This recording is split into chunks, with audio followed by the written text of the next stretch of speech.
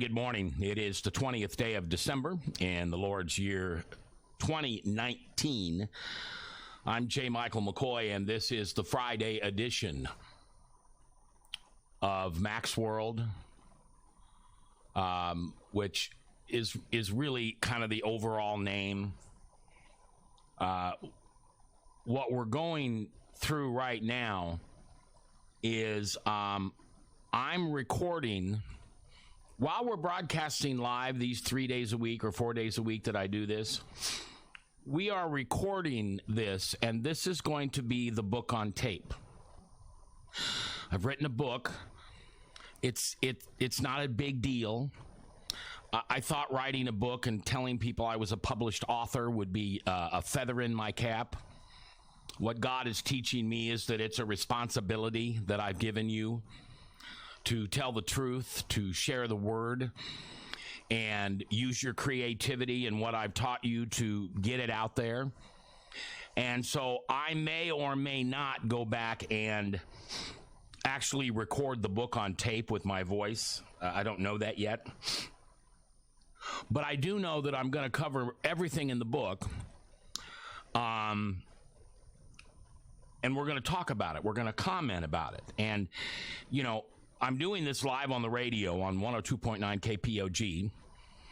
I have phone lines here. You can call in and talk to me and ask a question or comment. 515-442-5764. That's 515-442-KPOG. We are live on social media, and you may be listening or watching this on what I call a webcast, or you might call it a podcast. A podcast is usually audio only.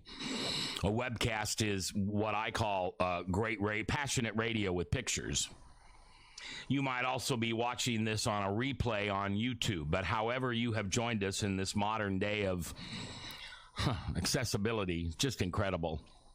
What an unbelievable time in this country and in this world for you and I to be living right now. I mean, I'm 60 years old. I'll be 61 next year, so I'm not old. But I've seen a few things, as the guy from Farmers Insurance says on television. We've seen a few things. And I can remember as a small child growing up in Beatrice, Nebraska, realizing that when I would go to grade school and I would talk about what was on TV last night, I'll never forget this in Miss Spencer's class. That was second grade. I was like the only kid in the room that had a television. And the remote control that my grandparents had, holy Toledo, are you you mean you don't have to get out of those kids that did have TV? You mean you don't have to get up to change the channel? And I'm talking 69, 68?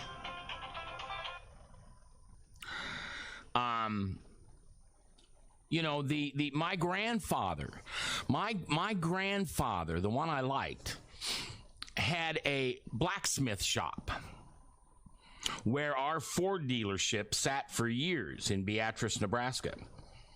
And I can remember the stories being told about my grandfather that even when he got an opportunity to sell Henry Ford's new car, that's the way it was called back then, Henry Ford's new car.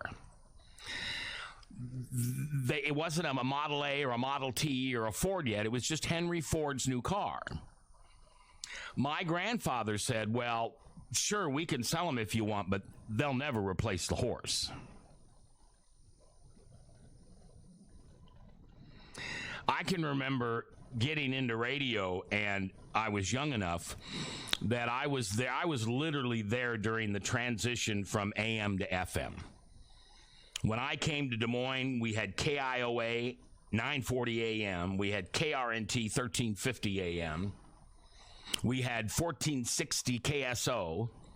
And we had 1040 WHO. And the only FM stations we were aware of was 97.3 KDMI, which was much like our radio station here, a Christian radio station. And, of course, there was 100.3 KLYF. And some of the old timers, and that's how I saw them when I was 19, 20 years old. Guys like Dick Youngs and Ford Roberts and I can't even remember them all now. They were just outraged that this new FM thing was coming on, because it was somewhat of a betrayal, because their own companies owned them. And very quickly, what was a powerful rock and roll station, KSO was a rock and roll station at one time and competed head to head with KIOA. And all of a sudden, KSO went country, 1460, and then 94.9 became Go 95, and the rock and roll battle was taken to the FM dial. Why do I go through all this? I'm sorry.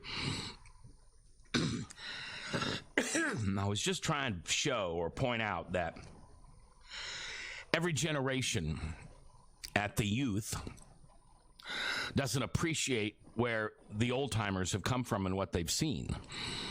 And I guess I'm really to that point in my life, and I probably have been for 5, 6, 7 years, that I very much appreciate where I've come from.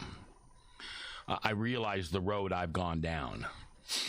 And I do that sometimes through the eyes of my grandfather, because he was an amazing, excuse me, he was an amazing entrepreneur.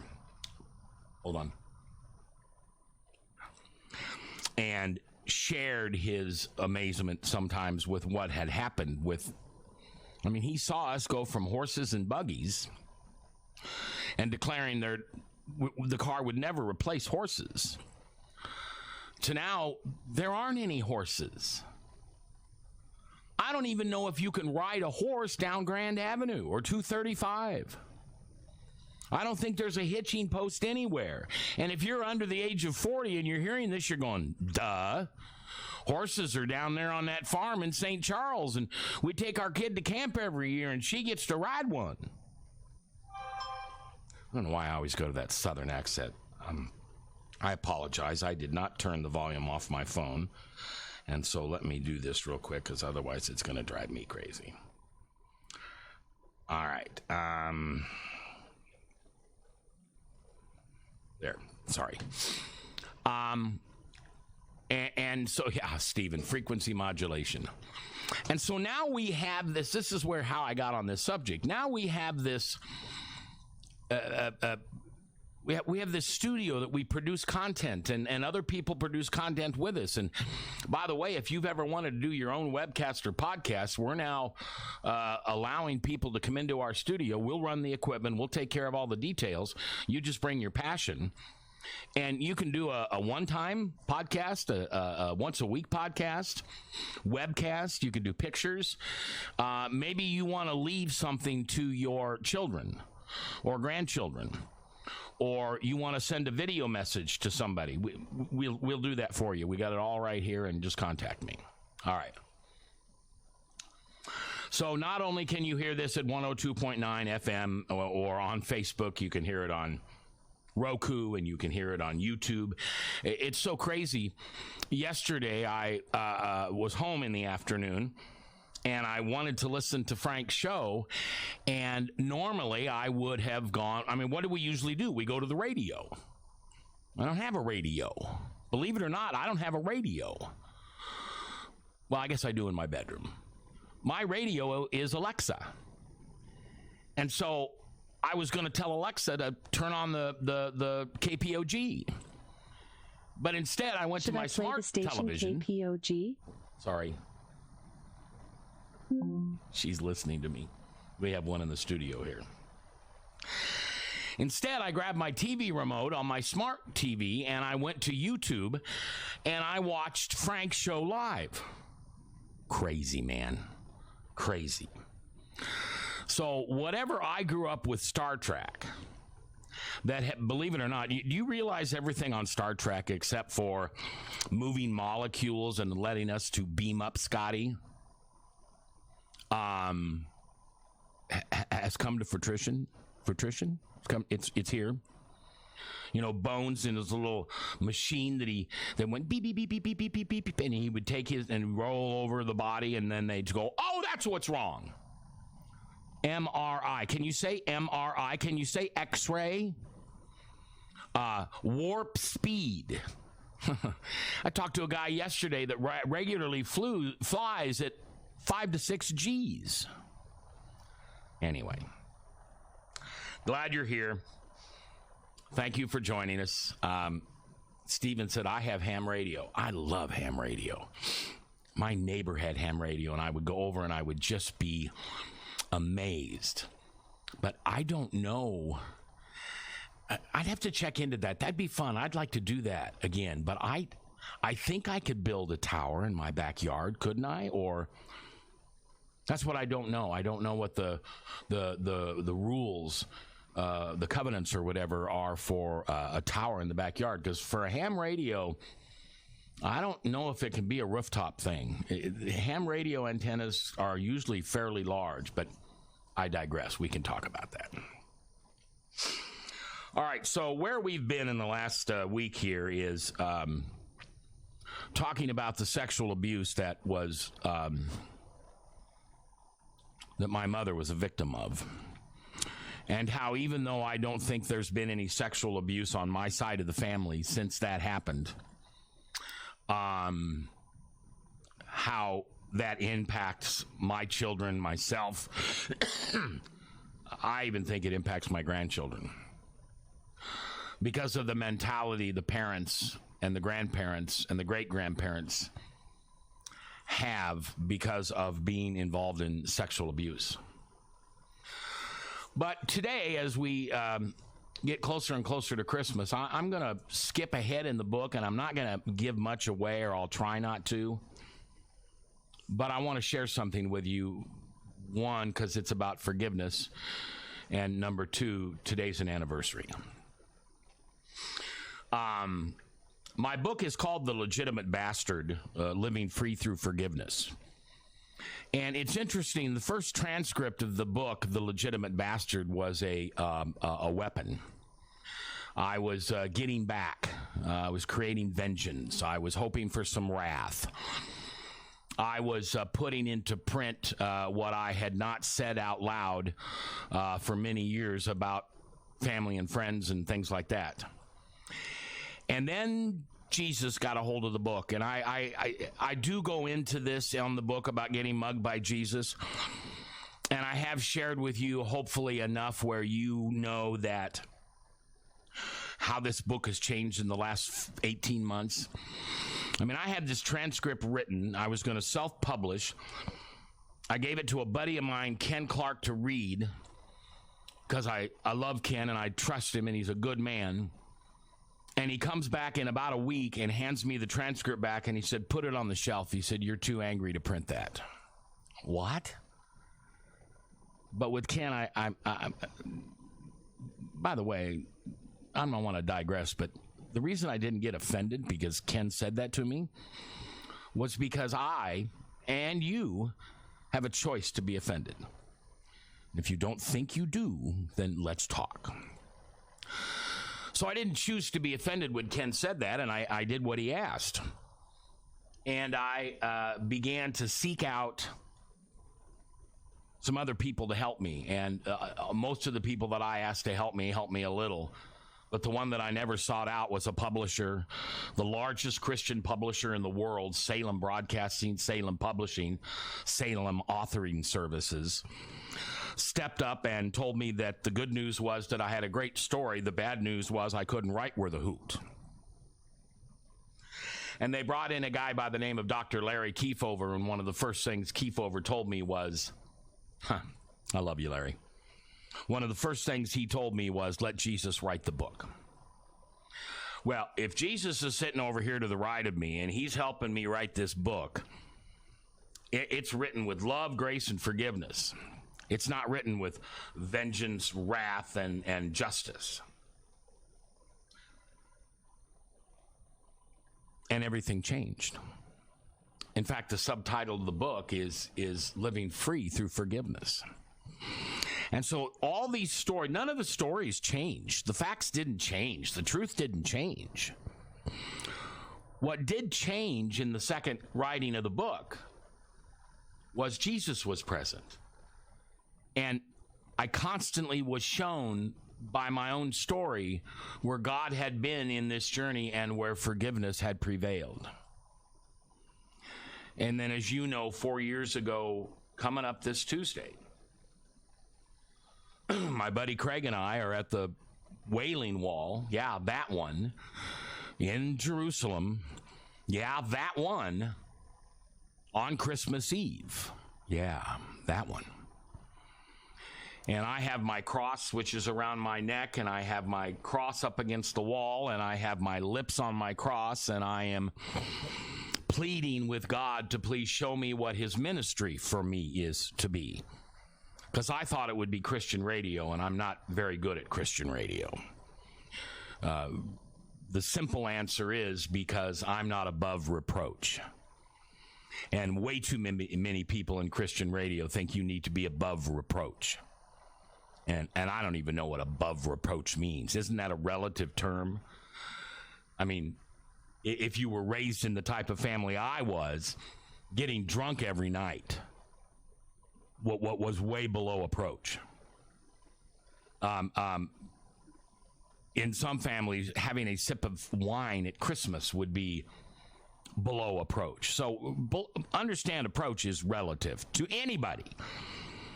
In this day and age, when we kill babies when they're born, and we run our country and our politics and our money the way we do, nothing's above reproach. Do you understand that? Not a preacher, not a teacher, not a politician. I don't care if you're Republican, Democrat, nobody anymore is above reproach, at least by God's standards. And I hope, well, I don't hope, I know I'm going to be judged by God's standards. And I'm going to drastically fail that test, and Jesus will be right there with me and say, but you know what? He followed my commandments. He taught love, grace, and forgiveness. And that's what this podcast and this radio program is about. All right, 17 minutes after 10 o'clock Central Standard Time. Stephen, what are you doing, man? It's 8:17 in the morning there. What are you doing up so early? You're in California, and it's what, 72 degrees? I talked to a buddy of mine in Florida this morning, and it was like 69 degrees, and he's walking, excuse me, he's walking the beach for breakfast. Anyway, it's the 20th day of December in the Lord's year 2019. I'm J. Michael McCoy. Hello to my friends back in Beatrice who have taken a great interest in this book and this podcast, because the first third of this book is about growing up in Beatrice. Pardon me. And so it kind of involves them. By the way, I'm getting much healthier. I know you probably don't hear it, but I'm on a new medication as of Sunday, or as of Monday. And the good news is it's really working. If you hear my breathing, it's getting much better. My cough is getting shorter and not as... Can I use a term that some people think is kind of gross, but it's the term I use? You know when you've got that lung thing going on and you finally cough up what's there? I call that lung butter. Ew. But that's greatly reduced. The bad news about the stuff that I've got, the medicine I'm taking, is it's filled with steroids. I mean, like a lot of steroids. And one guy yesterday, you know, he poked at my quote unquote guns, which I have none. I have like a 2-shot girl's pistol there. And steroids affect different people in different ways. And for me and a lot of people, it kind of charges you up. I don't need a lot of coffee after I take my medicine in the morning. And after I take my medicine at night, I don't just lay down and go to sleep. And so my sleeping has been greatly shortened. But anyway, I digress. So I'm going to read a little bit from the book, as I try to do, and then I'm going to talk about it. And this is from the last chapter. So I'm not going to give you a lot of answers. I'm not going to spoil the ending of the book, because there really is no ending of the book. the story goes on. I mean, I could sit today and add 15. This book is 33,000 words. I could sit here and add 15,000 words as to what's happened in my life in the last year that would be very acceptable to the theme of this book, which is people who have adoption or abandonment issues, dysfunctional family, people who have suffered through alcoholism, who have found Christ in their life, who had a great career and wants to share about it, and in the end found love, grace, and forgiveness, which is, my opinion, the true message of Jesus. So this isn't the end of the story, and I'm going to try not to blow it for you. But today is the anniversary of the death of someone that came into my life in the most unusual way. It's a Mary Poppins song, isn't it? Most unusual way. Excuse me. And so I want to read a little bit from the last chapter. And I'm going to tell you why I want to take the time today and celebrate the life of this person who was, I don't know. I know we don't grow wings when we go to heaven. People say, oh, my grandmother died. They just got a new angel. Love your grandma too, but that's not how it works. And I don't mean to be a spoiler, but people who say that, I always get a little sad because they obviously don't know their Bible or God or what really happened. If you're really concerned about grandma when she dies, you're not going to tell me that she grew wings. You're going to tell me that she's sitting on the right hand of the Father with Jesus by her side in glory, or however you want to put it. All right. So, this is from the last chapter called Fargo. One day after, by the way, this is on Facebook if you want to see it. One day after a radio show about forgiveness, I got a private message from a woman in Fargo asking me how she could ever forgive her ex. By the way, I hate that term ex, and so the only time I use it is when I'm honoring the fact that somebody else uses it. You won't hear me discuss my wife in the way of an ex, even though legally in the state of Iowa, she's not my wife anymore. She is in God's eyes, but I can't help that. But I digress. Fargo went on to say, you see, my husband had been in law enforcement, and he was also manufacturing meth and had gotten all three of our kids into peddling drugs. He would eventually be caught, tried, and put in a federal prison. Fargo was struggling with forgiveness for him and herself for what had happened to her family. We began a daily regime of texting each morning with a Bible verse or something uplifting, a devotion about forgiveness. And that would start a relationship for me that came into my life when I was neither prepared, neither prepared nor really wanted a relationship with a woman, that type of relationship. And the fact that we were 7.5 hours away probably is the only reason we were able to create a personal relationship, because at the point she was at in her life and the point that I was at in my life, we had both been betrayed in our marriages and lied to, and our children hurt, and it's just horrible, just the worst. And so the fact that we could focus and start on forgiveness with Jesus in the middle helped us to become great friends and eventually much more. But I was very pleased that it started the way it did. Now, the first thing after you heard what I read, you'd say, well, she's not taking any responsibility for, I mean, she was there when this was all going on. Actually, she wasn't. She was a high-end medical technician, a doctor, and she would fly all over the country, sometimes out of the country, but mostly all over the country. She worked for a company called Medtronic, and they had created this thing that you use for a heart murmur or an inconsistent heartbeat. It was kind of the upgrade to the pacemaker. And her job in the company was to be in the operating room in scrubs, assisting the doctor, putting this thing in the body. And so assisting in the heart surgery. And so she'd get a phone call and she'd have to fly. She'd puddle jump from Fargo to Minneapolis. And if she didn't have that much time for a layover and she couldn't drive, she would drive very quickly to Minneapolis. She had many speeding tickets. And then would take a private jet sometimes, or the private jet would come and get her.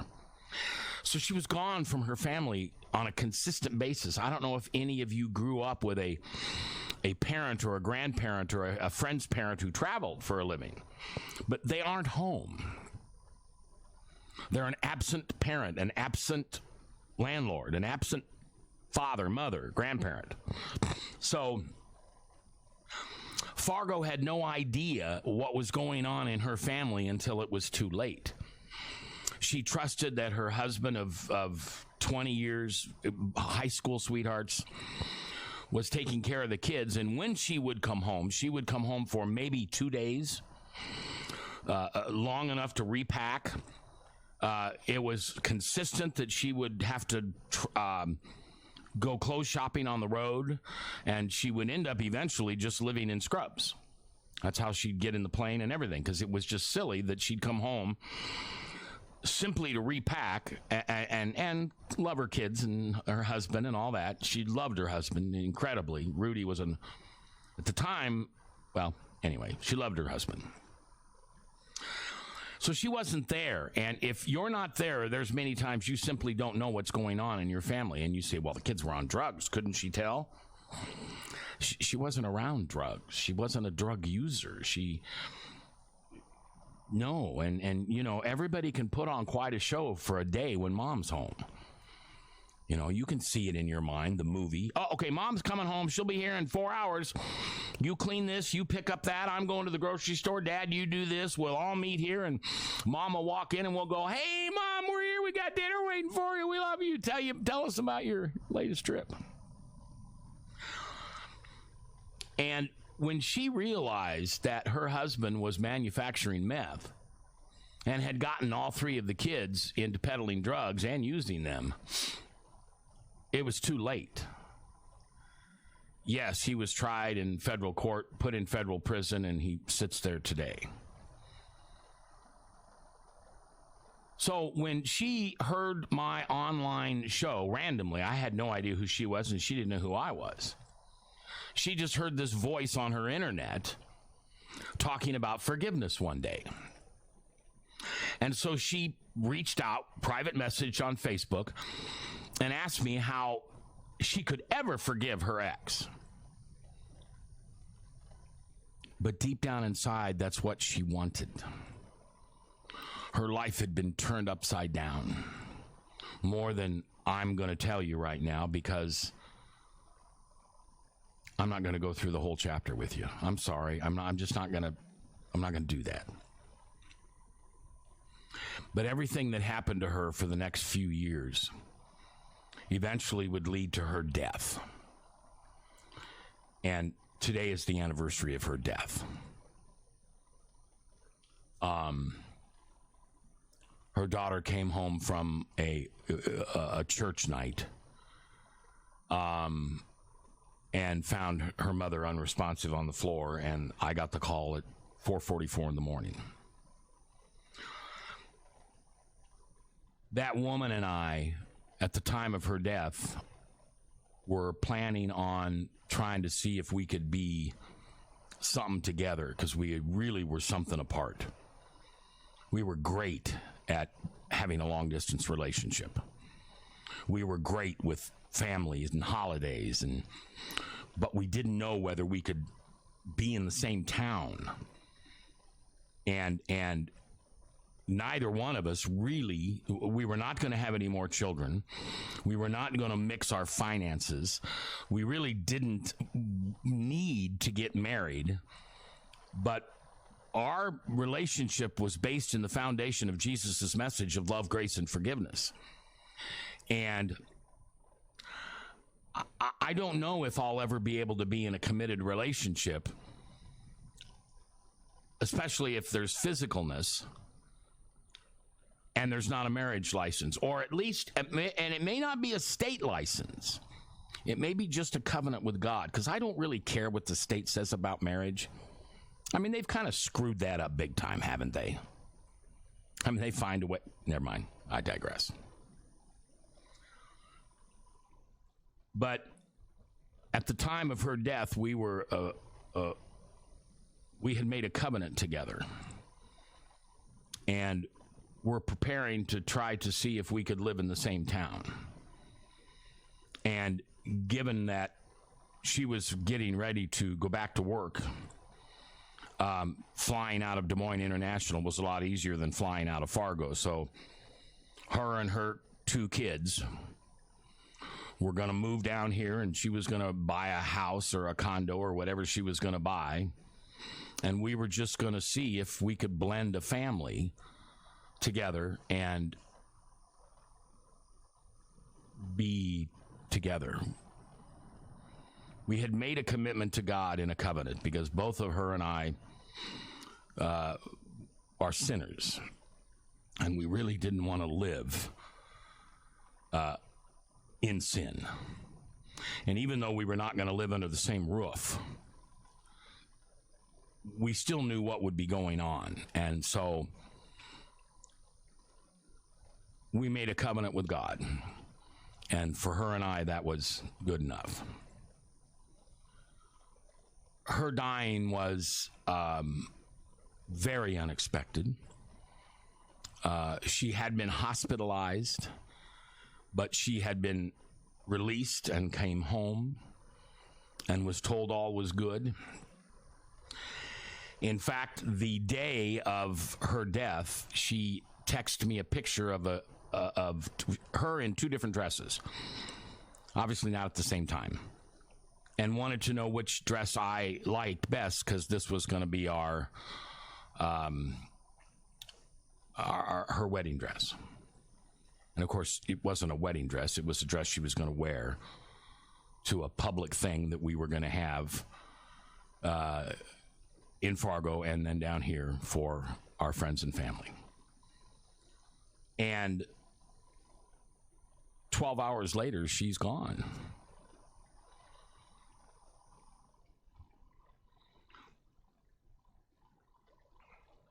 I didn't feel abandoned, and I didn't feel betrayed. Here's the point of what I want to try to get to today without boring you or running out of time. Given the last few years both of us had,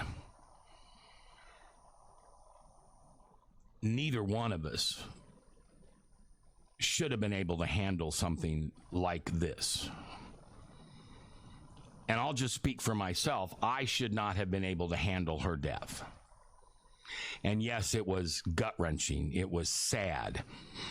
It was everything that the death of someone you love, especially when there's a future there. I've done a lot of funerals in my life, and I've been to a lot of them. And the funeral for the person that's got a future is a lot different for the person who's lived their future already. You know, if I pass, or when I pass, that's funny. When I pass on, I'm at the age and experience now that I hope people celebrate a great life that I have. When Fargo passed, her and I had a future that we were planning and looking forward to. It was one of the strangest, not strangest, it was one of the most different relationships I've ever been in, because Jesus was at the foundation. Sex, booze, comfort, you complete me, wasn't in our relationship. Our relationship was entirely on the phone. And you know what? Once again, if you were listening at the beginning, I'm going to say something that refers back to the beginning. Thank God for technology today, because we had FaceTime. We didn't end our day with a text or even hearing our voices. We ended our day with both of us having tablets, and wherever she was traveling, or if she was home, or wherever I was, that's how we said goodnight. And I know this is going to sound really kind of teenager-ish. I'm not going to say childish. I'll just say teenager-ish. You've heard that conversation where, no, you say goodnight first. No, I don't want to be the first person to say goodnight. I don't want to do that. So you be the first. And there would be times when both of us would wake up in the middle of the night. Now, remember, she's somewhere else. She's Fargo. She's New York. She's Missouri. And I don't know where she is. But I'd wake up in the middle of the night, and both of our units would still be on, and the angle of the camera was pretty goofy sometimes. You know, I remember she took a picture once because I had laid rather than allowing my tablet to go forward, which then would have just blocked the camera, it went back, and it kind of got that up my nose shot. And so she took a picture of it because she woke up in the middle of the night, and that's where the tablets were. So, see, the gift that we gave each other, and this wasn't decided after this horrible event happened. We figured this out pretty close to the beginning of the relationship. We never even met. Well, let me put it this way. We did nothing but talk on the phone or text for over almost a year. And finally, we decided to meet. And both of us were incredibly nervous because our relationship had never been in the same room. I mean, we were the kid in the bubble. And I knew how I was beginning to feel for her, and she knew how she was beginning to feel for me, but we hadn't shared that. Because I wanted to respect the relationship we had, because she was trying to figure out this Jesus thing and also forgiveness. Yeah, she was a Christian. She was born and raised a Methodist, and she took her kids to Sunday school, and she taught Sunday school. And like I said, the day she died, her daughter came home from a church thing. But there wasn't an understanding of the depth of the relationship that she could have with Christ.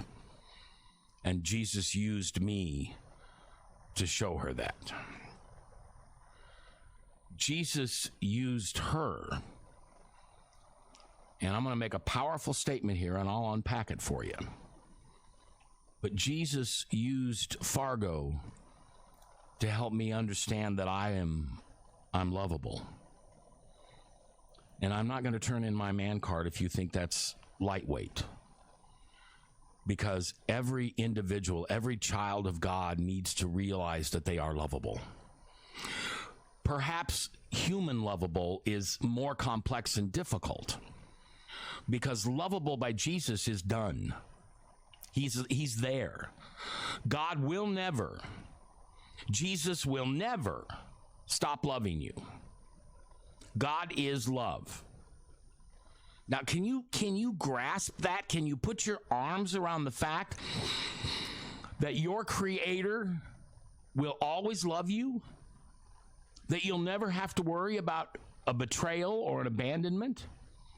Even if one day you choose not to be a part of eternity with your Creator, it is not He that has stopped believing in you. It is you that stopped believing in Him. Now, when you grow up the way I did, and you go through what I went through, being lovable was always in question. And that is a horribly sad way to live for 50 years. I was always questioning whether I was lovable.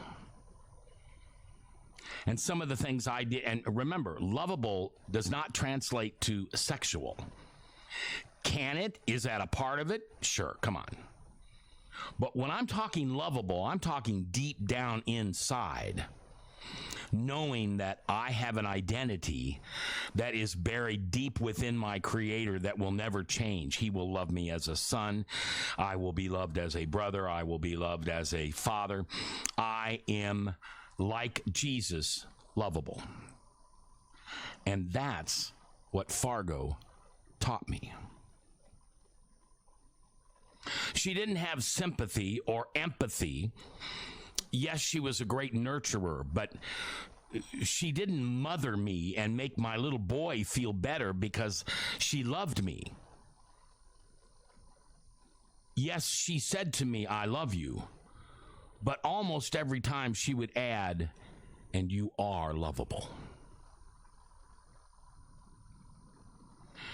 She would tell me, "If you're ever looking for me, Mac, just follow Jesus because I'm with him." And understand, her relationship with Christ was a gentle one. It was not a pharisaical one. It was not a self-righteous one. Because of what Fargo had to go through in her life, she only sought the love, grace, and forgiveness of Jesus. Never the judgment, never the law, and never the condemnation. As wonderful of a person as I think she was for the first many years of her life that I did not know her, in the final years of her life when we did know each other and we became best friends and so much more, eventually creating a covenant with God, which is the very same thing that you've done if you're married in front of a priest, a pastor, a reverend, when you quote unquote sign a state document, the marriage license, and say, "Here we are."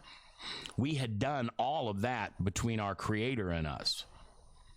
And we did not marry each other. We married Jesus and then let him tell us how much love we should give to each other. See, that's a biblical marriage.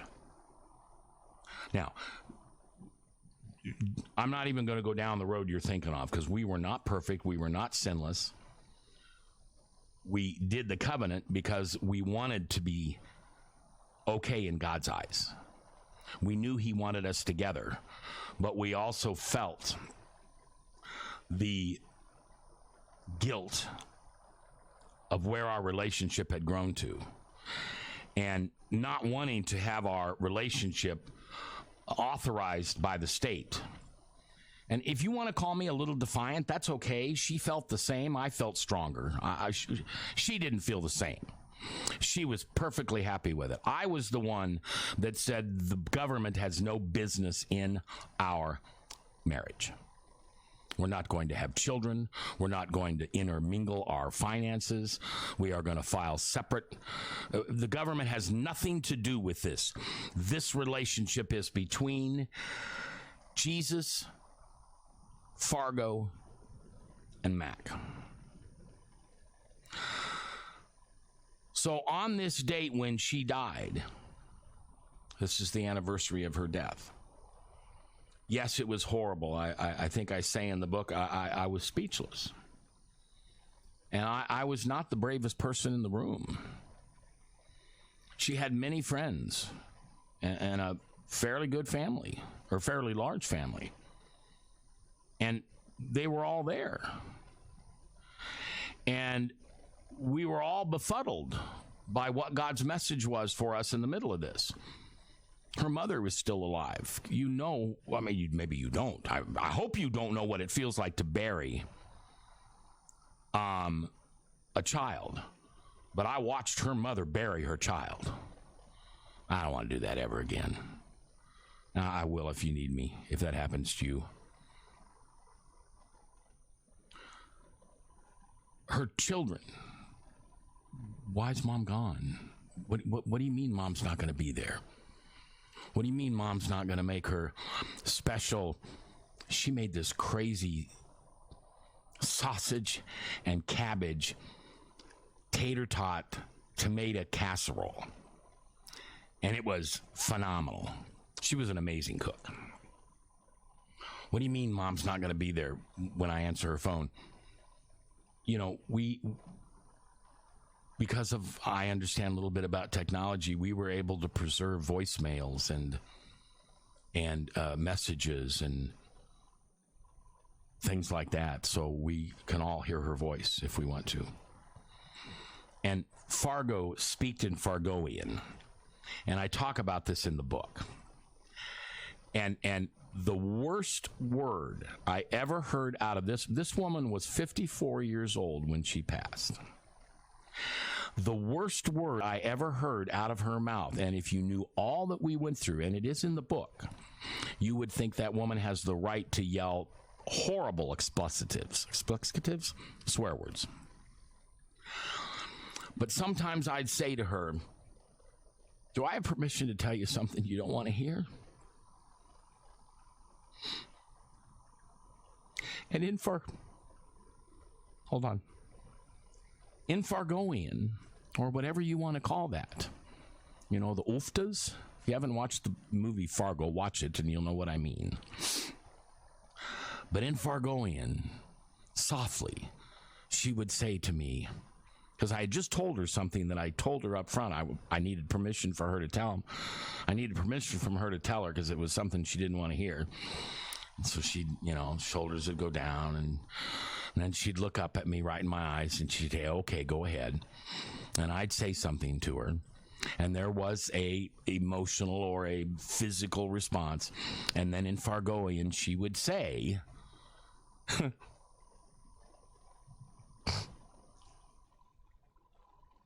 you're a dick.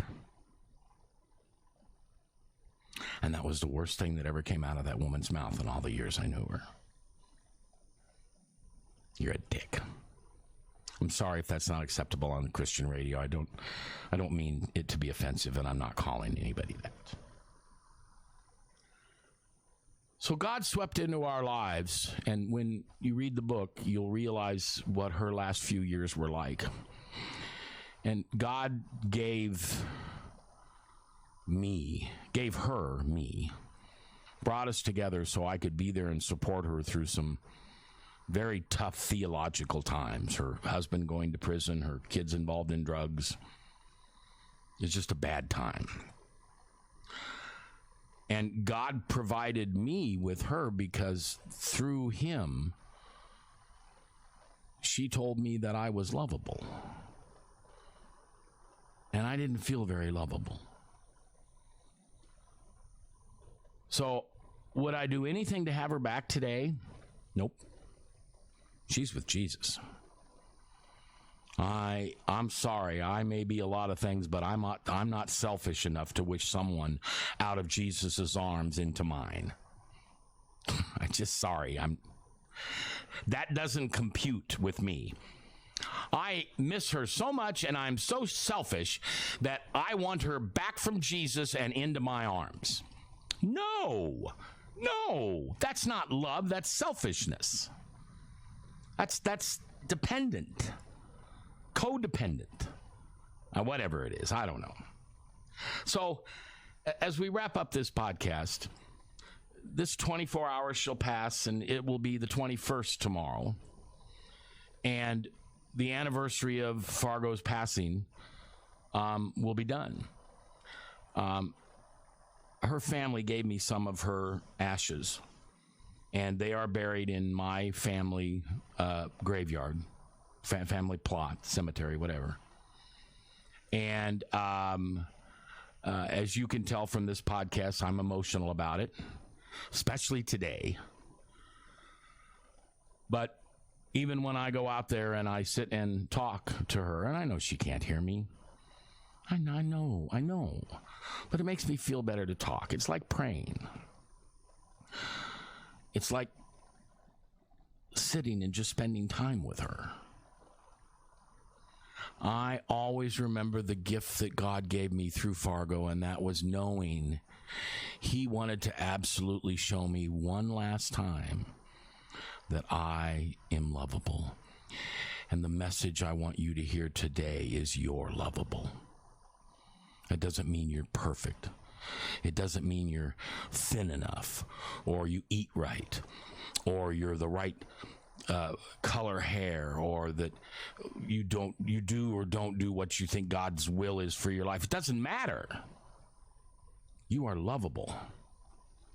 You are lovable. And there's nothing you can do to change that. And I didn't believe that for one moment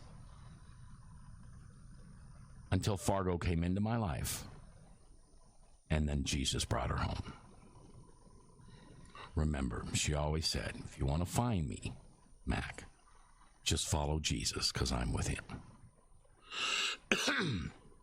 We will be back, as far as I know, we will be back Christmas Eve day, so 10 o'clock on Tuesday.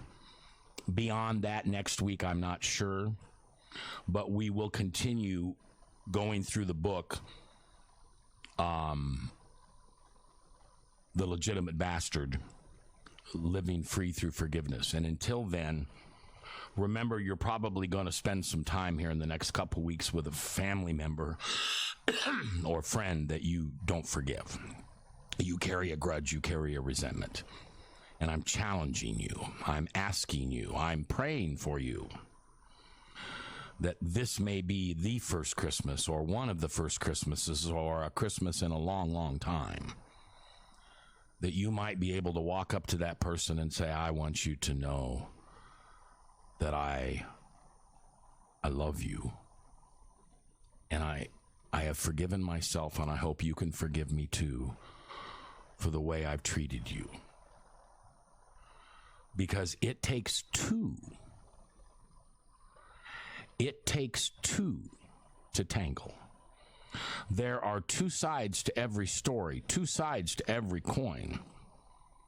You have something to, I don't care what they did. Maybe they are 99.9% responsible, but you did something to add to this, and that's all you are responsible for. You are not responsible for what they think you're responsible for. God knows what you're responsible for. And I want you to get rid of that resentment. I want you to take that. I don't want that person living rent-free between your ears any longer. I want you to live free through forgiveness. I'm J. Michael McCoy. Thanks for listening. If I haven't told you lately, I love this job and I couldn't do it without you. Right here on The Legitimate Bastard. Living free through forgiveness. I love you, Fargo.